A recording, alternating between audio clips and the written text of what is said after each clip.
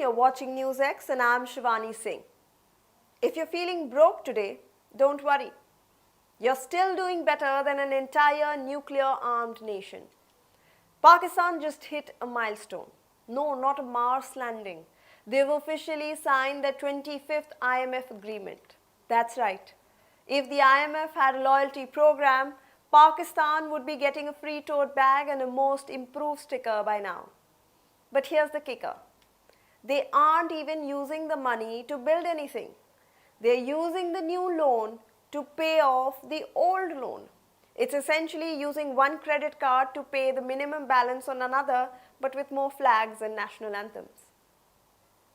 If you owe the bank $1,000, you have a problem.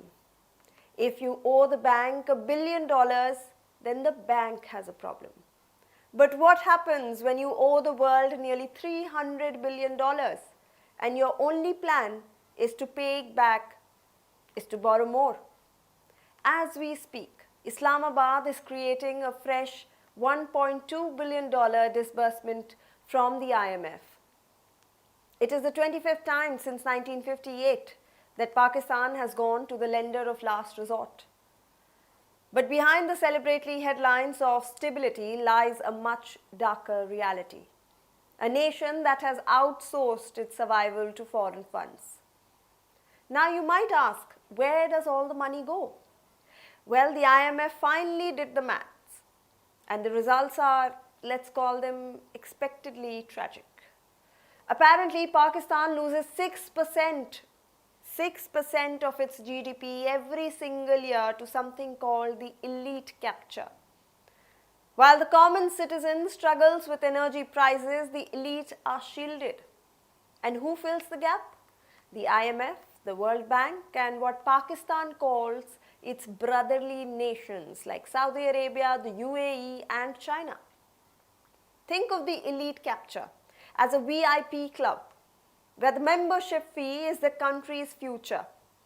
We're talking about massive tax breaks for real estate moguls, subsidized sugar for the well-connected, and the powerful military getting its fair share. In plain English, the people at the top are eating the buffet and the people at the bottom are being asked to tip the waiter with the money that they don't have. And then there's the brotherly nations.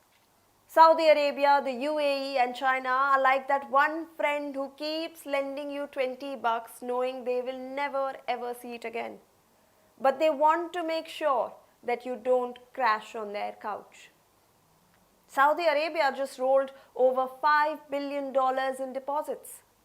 China rolled over $3.4 billion. And no, it's not an investment. It's a please stay quiet fee.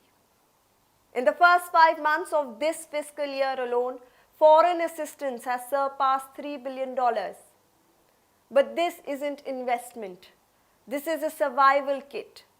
Over 80% of this inflow is simply to keep the lights on and the previous debts from defaulting. The IMF, though, is tired of this drama. They've slapped 64 conditions on the latest $7 billion package. They want to see the assets of civil servants. They want corruption audits. It's basically the IMF saying, we'll give you the cash, but we are going to look through your browser history first. And then there is the geopolitical rent. Why do Saudi Arabia and China keep rolling over these billions? Because a collapsed nuclear-armed Pakistan is a nightmare that no one wants to manage. But even brotherly patience is now wearing thin.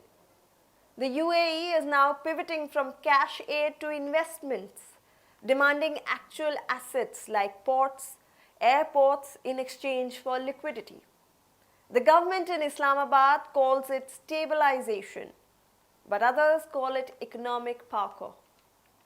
Exports are shrinking, debt is at 73% of GDP, and the only growing industry seems to be remittance via overseas relatives. You know your economy is in trouble when your best export is people who leave. Growth that barely matches population expansion isn't a turnaround. It's a treading water. When your economy relies on remittances and loans rather than exports and industries, you aren't a rising power. You are a subsidized state. Pakistan's exports have shrunk from 16% of GDP in the 90s to barely 10% today. You cannot borrow your way to prosperity. The tragedy of 2025 is that Pakistan has become the too big to fail patient of the global economy. So what's the plan for 2026? Probably a 26th IMF program. At this point, the begging bowl isn't a metaphor, it's a legacy. But the nation's sovereignty is only as strong as its balance sheet. Every time a minister boards a flight to Washington or Riyadh with a folder full of requests, a piece of that sovereignty is left on the tarmac. Thank you for watching. For more such videos, subscribe to the Newsx YouTube channel, hit the bell icon.